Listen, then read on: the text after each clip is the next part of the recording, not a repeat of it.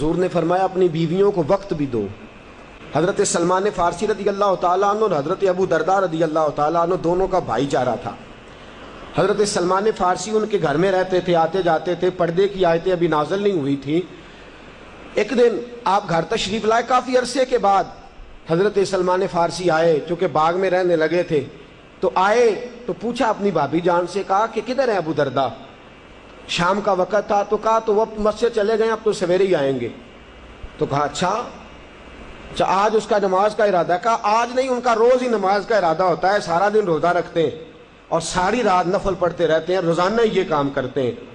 حضرت سلمان فارسی گئے اور جا کر کے حضرت ابو درداء رضی اللہ تعالیٰ عنہ سے کہا کہ یہ تو کیا کرتا ہے؟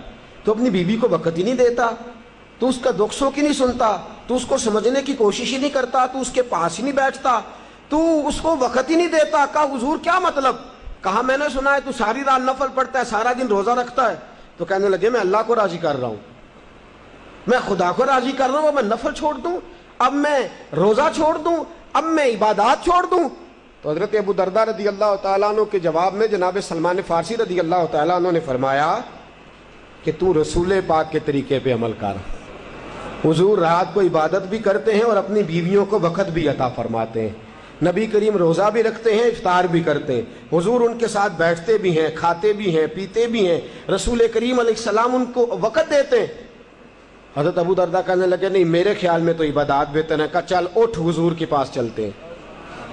حضرت سلمان فارسی رضی اللہ تعالیٰ عنہ اور جناب ابو درداء رضی اللہ تعالیٰ عنہ دونوں حضرات حضور کی خدمت میں حاضر ہوئے۔